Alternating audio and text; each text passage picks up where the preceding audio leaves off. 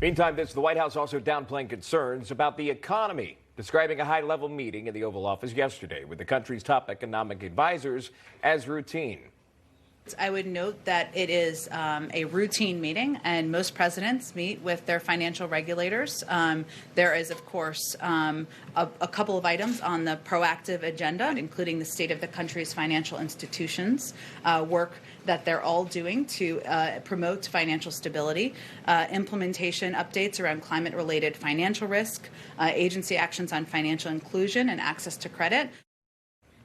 And here to react now is Congressman Estes of Kansas, also a member of the House Ways and Means Committee. Congressman, good to see you, and good to see you here in person.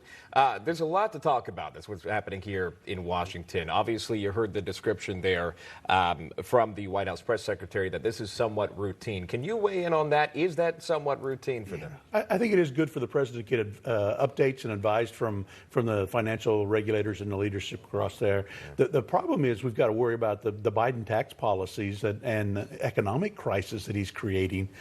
That's the issue I think that he's got to be more concerned about. Yes, the regulators kind of have the markets in a good place now, have the banking system stabilized.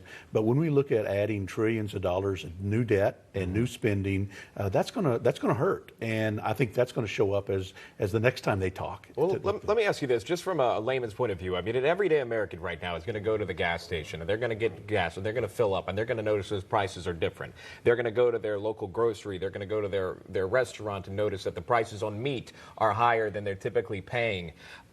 Should Americans be concerned than they already are? We are hearing there is concern with inflation and such. Is there a greater concern, and does that continue to grow? It really is. When you look back 5 months ago, when gas prices were $1 less than they are now, and we had energy independence through that process, and now we're having shortages and having prices going up. April and May, 4.5% and 5%. Part of that's due to the economy reopening, but the overwhelming majority of it is just the amount of money that's being spent at the government level, and it's filtering down.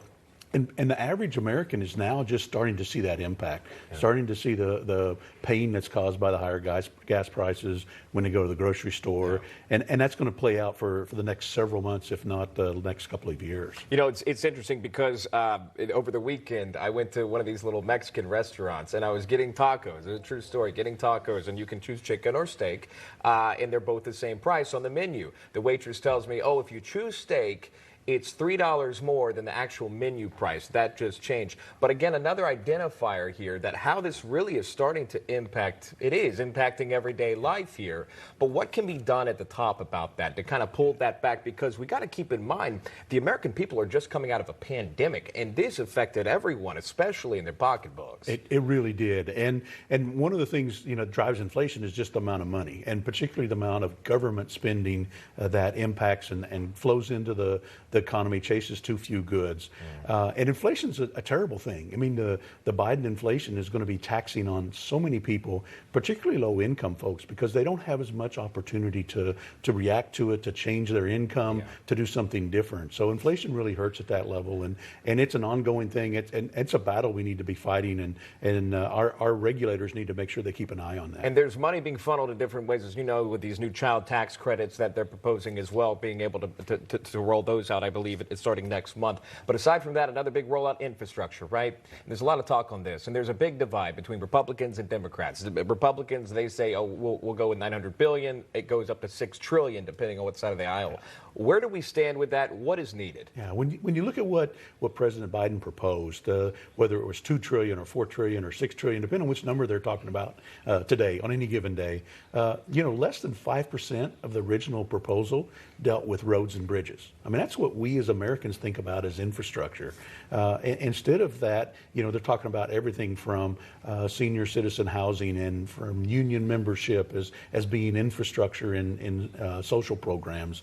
And we need to get back and focus. If we're going to do infrastructure, which we need to do as the country, we need to focus on roads and bridges and waterways and broadband. Those are things that are important. Before we go, real quick, do you have anything to say on what's happening in the Senate with the For the People Act and where this is really going? Yeah, I think it's a good case of false marketing, false advertising.